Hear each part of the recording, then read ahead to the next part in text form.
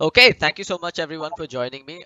Today I've got two very esteemed gentlemen from the Indian esports space. Akshat Rathee, who is my friend, my mentor, my fellow board member on AFK, and of course the co-founder of NODWIN Gaming. And joining him is the CEO of NODWIN Gaming, Sidharth Kedia. Now, we're all gathered here today because Akshat sent me a message ahead of time saying there's a secret project potassium that's due to be revealed. So, without further ado, gentlemen, it's time to lift the curtain. What exactly is Project Potassium?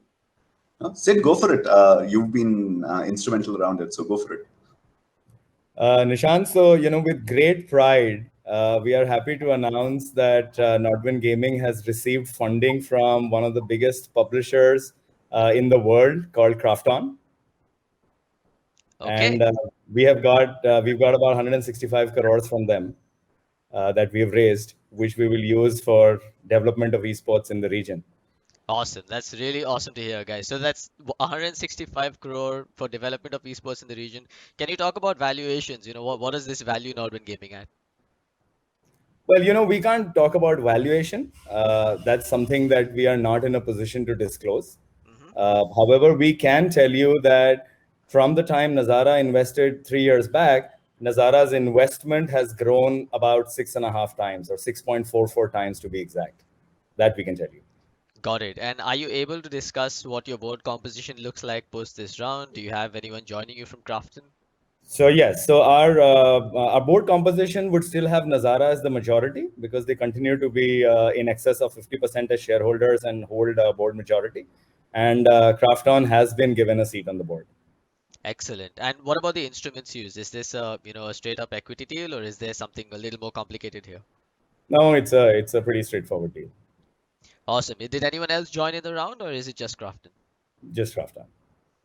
Okay, so you mentioned that the funds will be utilized to grow esports in India. Could you go a little deeper into that? What exactly are you guys planning to do? That's a big war chest that you've now got going for you. So what is 165 crore going to be used on? Akshat, that's your terrain. I don't want to steal your thunder on this one. So no, Nishant, thanks so much, Sid. Nishant, the idea here is esports needs to go ahead and be built. You've seen with the last 4 5 years, our attempt to go ahead and grow esports has been what I call sporadic but targeted.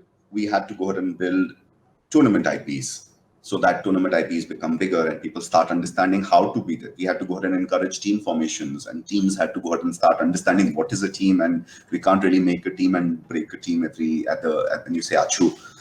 So we also had to go ahead and get brands involved to go ahead and understand what is the nature of brands around it, and we had to go ahead and get publishers and broadcasters aligned. What are the KPIs that are important to people? How do you go ahead and build a long enough ecosystem? And while all of these little things moved very, very quickly and over time, it's important to start building what I call, if you build the pillars, now is the time to put the plinth on it, right? So you need to go ahead and put now foundations. Our foundations are strong. Now it's time to go ahead and take it to the next level. So predominantly, we'll be using things for launching bigger, better tournament IPs in the country of India and around, right? Nodwin's not only an India company right now. We have a very significant presence in South Asia. We have significant presence in Africa now. And we believe any mobile market, which we are the ones which we are very good in, is open for us to go ahead and grow globally. Got it. So I'm just gonna go one level deeper into that. I personally believe that this is going to be the year of franchise leagues in esports in India. What can you tell us about that? And I'm sure I'm sure you're moving on this as well. Does this bring you one step closer towards launching India's first official franchise esports league? Of course, yes. I think franchise leagues are a causality of building any kind of an ecosystem, right? It's always been a matter of when, not an if. That is there. However, we need to be very clear what is the kind of franchise league system that works for esports. And we've had the pleasure and we've had the foresight of seeing different kind of franchised ecosystems play out in different parts of the world, right? We've seen the disaster that was the CGL at some time, which is there, and it didn't work. But understanding that Blast with Thorin moving away from it as of yesterday is another example of something that is working and not working. The Lanxess agreement, which was signed, was something that was considered wonderful by a lot of people. The Overwatch League behaves differently, but India has its own, right? And India has also got this example of the FA Cup or the NBA 2K League. We've also got the examples of EMLS that are there. There are now sizable examples of franchise ecosystems that are different, which is there. And the idea is which one will work in India? No one knows, but we will definitely try it with some of them. Got it. Okay, so I'm going to ask a few harder questions here. So NODWIN, like you mentioned, NODWIN's going global. You're one of the largest TOs in the world after this investment. Um, ESL, who now I would assume turns into a pseudo competitor of yours, is also an investor in Nazara. Do you see this as a conflict of interest? And if yes, how do you manage it? Well, actually, it's the opposite right now, right? While ESL is an investor in Nazara, ESL is one of our largest partners. We have very strong exclusive relationships for this market anyway together. And I honestly think that if you go ahead and put on a hat that everyone will do everything in the world, that's sure where everyone is everyone's competitor. But I think the synergies that NODWIN and ESL bring to the world are very, very different. I think we are the most complementary partners ever. They are very, very strong in PC. They're very, very strong in developed markets. We are very, very strong in mobile. We are very, very strong in developing markets. We actually don't step on each other's toes, which is there. We give them the value and the growth which is there. So when we have to go ahead and cooperate, when we have to go ahead and do something for mobile, for example, when we had to do the PUBG Mobile thing in Berlin, which was being broadcasted in India at the same time when the World Cup was happening, or when we go ahead and do the ESL Mobile Open and we go ahead and partner with them, we work really well. We've done ESL Mobile, ESL 1 in India with Dota 2 again when we did this really well. We understand how to work with each other. We really like each other's, which is there, and that synergy is going to be there. You'll see. Yesterday we had a panel with CII where Ralph and I were together, and that was something that is again talking about how we can go ahead and all work together to go ahead and build esports. Got it. You've got an investment from a publisher now, and as a tournament organizer who works with multiple game titles, does this investment or this deal in any way, shape, or form prevent you from working with Krafton's competitors? Well, this is the third publisher I'm getting money from. Think about it, right? I had money from Jet Synthesis, I had money from Nazara, and now I've got it from Krafton. I think we know how to work with publishers. It's a minority deal, right? So I understand while they'll go ahead and get a 1% of that.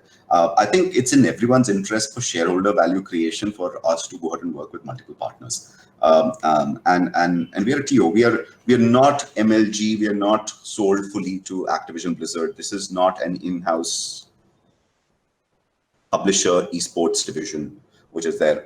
If that day happens, it's great. But as of right now, we are very, very free to work with anyone who we want and to go ahead and keep on building this. And Krafton's not looking at us as their in-house tournament operator, right? Like they're not going and saying, oh, because of this, we are sorted with this. They'll invest a little more in the future if that's what their desire is. Got it. And so am I, understanding this correctly then? Does that also give Krafton the ability to work with your competitors for their events? If yeah, absolutely. Should they is a question, right? So it's remember the difference between optionality and compulsion is just that. We have all rights to go ahead and work with different people, but does it make sense for us to go ahead and work with different people is the choice that we need to have.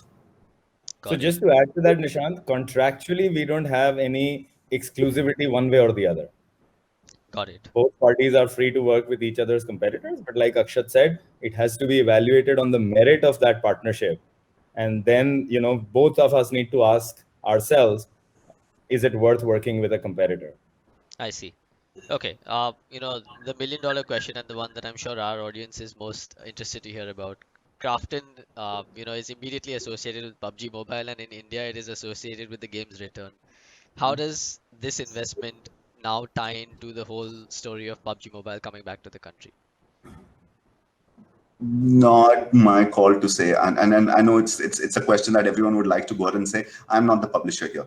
I'm not privy to those which is there. I've asked this question to Sean, actually, one of the guys from Krafton, very recently in a conference where I was doing a fireside chat with him, and his answer was the right one, right? They are trying. They will continue to go ahead and try. They are interested in this market. It's a very important market. They're a Korean company. What happens after that is something that will come out of efforts on all sides to go ahead and make it happen. But as NODWIN, we have no play in that answer. Got it. Yeah, I mean, I was expecting a very, very similar answer anyway. I don't know what. It was worth a shot, guys. No, but I know, but and eventually you have to think like, and it's not a cop-out answer. What will I do? It's his game. It's his... No, fair enough. Let's talk more about this deal. It couldn't have been easy, especially with, you know, the game being banned, a pandemic happening over the last year. What did it take for you guys to get this deal done? And, who were the key folks involved in making this a reality? Well, I got gray beards, if that helps, which is there. I joined Gotham and Sid, whose gray beards are legendary. I think I gave them some of those gray beards, so I got gray beards to join the the family. But again, we have this core team in NODWIN, which I'm extremely proud of. My co-founder Gotham, like you know him, he's just the opposite of me. He's this gentle giant who sits out there and gets stuff done. And we have Sid, who's brought some great corporate expertise with us and fundraising expertise that sits there. Shifali and Ikansh have their own extreme loyal views around both commercial and legal and contracts and project management. Right, and then we have the extended group that we have, which the division heads and the HODs, people like Lalita, people like Kunal, people like Kanwar, most of the people like Vishal, who are all in NODWIN and leading some of our key roles. And these are the people we are extremely proud of going forward, right? So wouldn't have been like, while it's nice and easy to go ahead and say, hey, this is nice, it's taken us, 5.5, 6 years. Like Nishant, I still go back to you personally writing the IGC obituary of that fiasco, which is there. We were all there, and then we've built this. And Nishant, honestly, it might sound like weird, but you've been as important, right? What AFK has been able to go out and do and build its own space in this ecosystem of going and having a view of India, which now people across the world read, has been as important as anything else which is there. So yeah, it wouldn't have been able to do it without that ecosystem. Awesome. Also, Nishant, just to add to what Akshat has said, one is it was the collective belief and passion that the company had, right? Everyone in the company is so passionate and determined of building esports.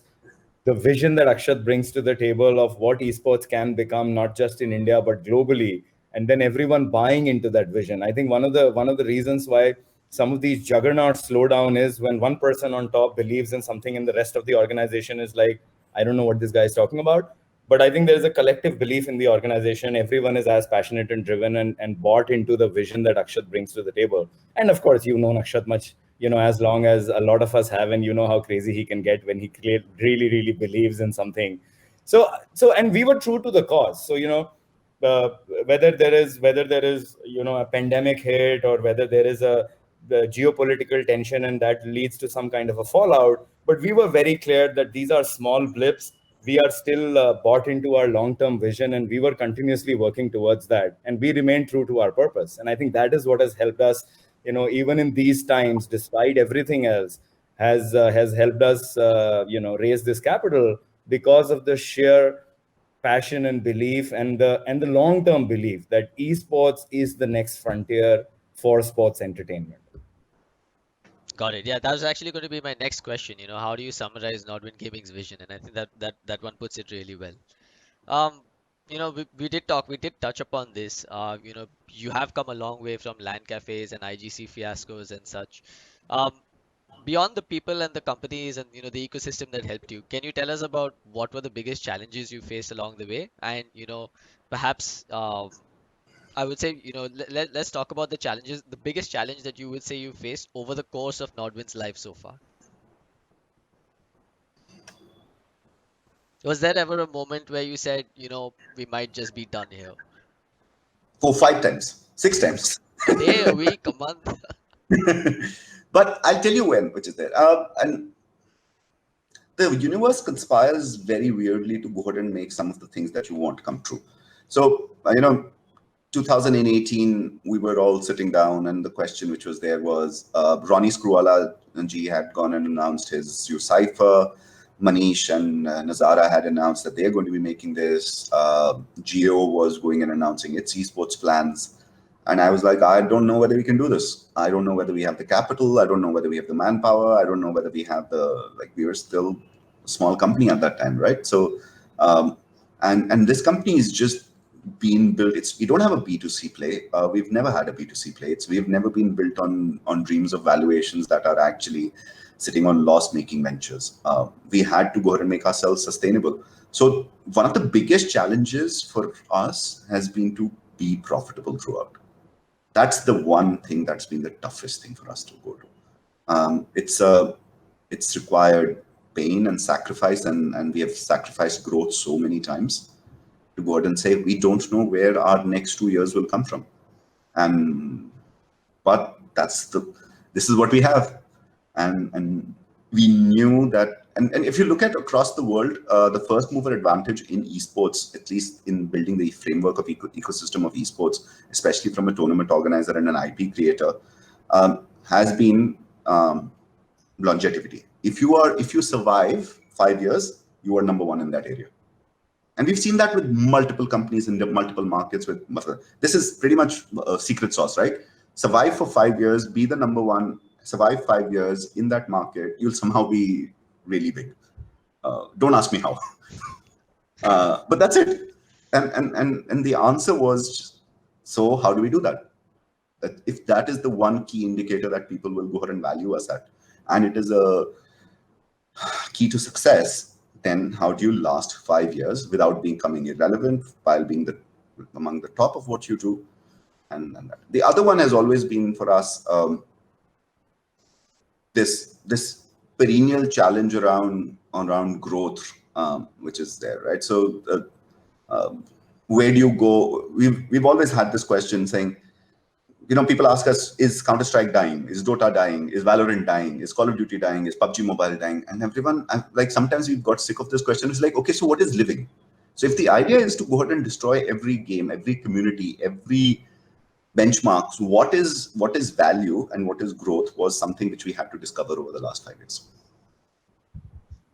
Okay. Also, I think, Nishant, if I were to just add to that, one of the things we always miss and undermine capital.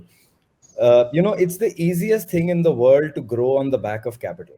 Saying, I have a lot of capital to throw. Let me put out the best and the biggest tournaments out there. I don't care whether I make money or not because I have capital to burn. Let me do it 1 year, 2 years in a row. Eventually, someone will take notice and money will start coming in.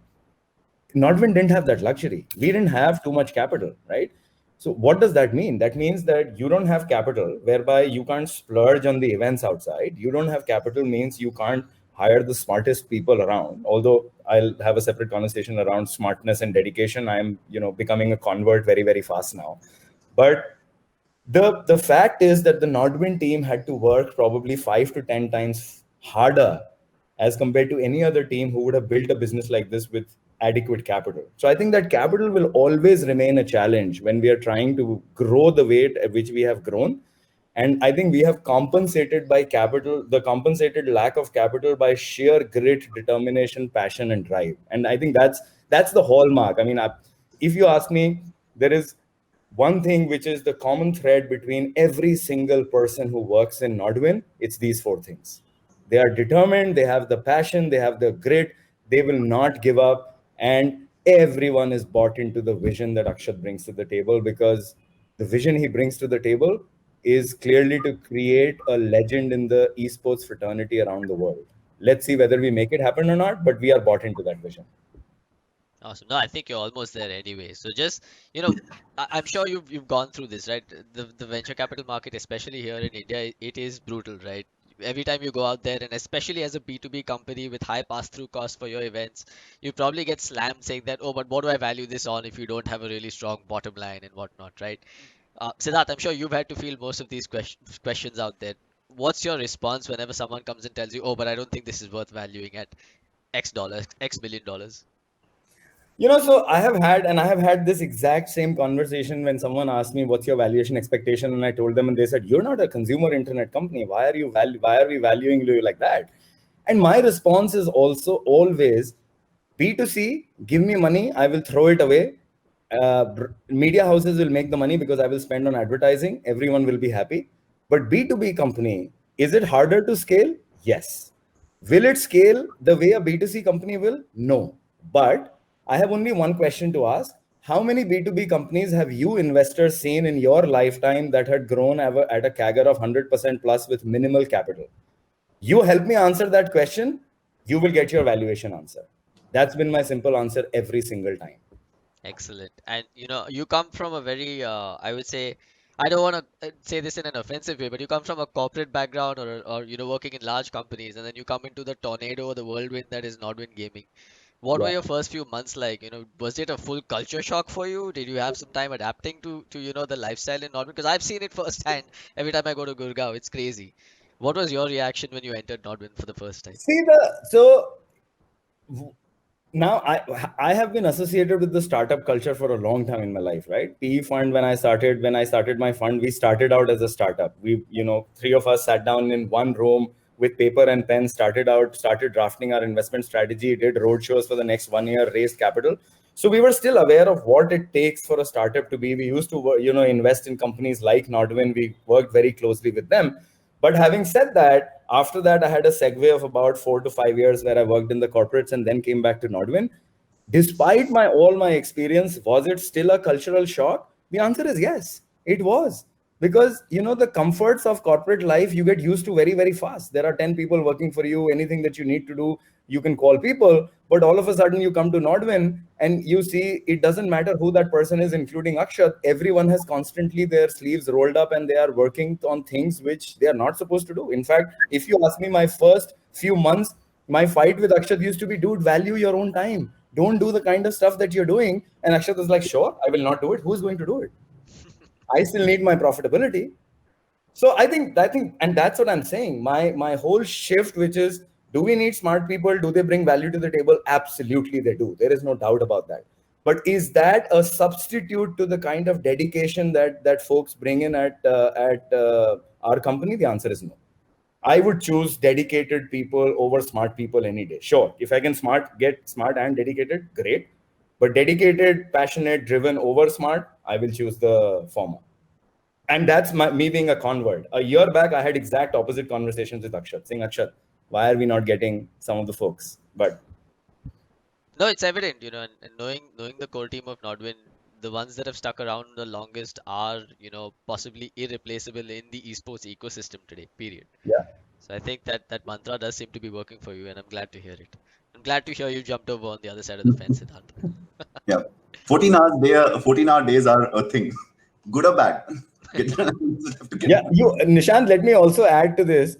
For the first time in my working life, and my working life spans more than 2 decades, I have come to an organization which does not have a 6 but a 7 day week. I have worked in organizations with 5 day weeks.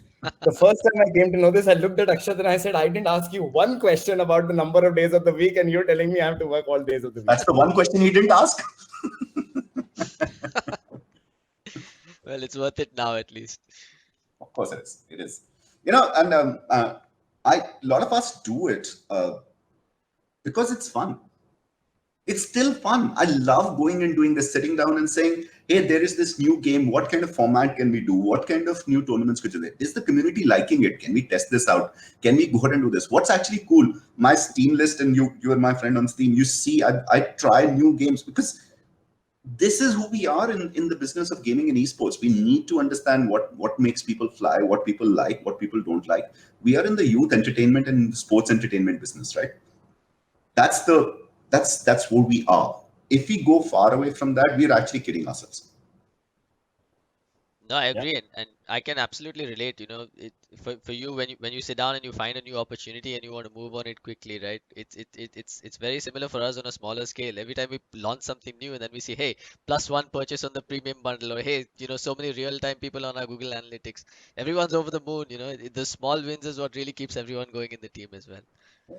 No, but So this one's got to be really exciting. I'm curious to hear about how the team celebrates after this. So, yeah, no, no, sorry, go on.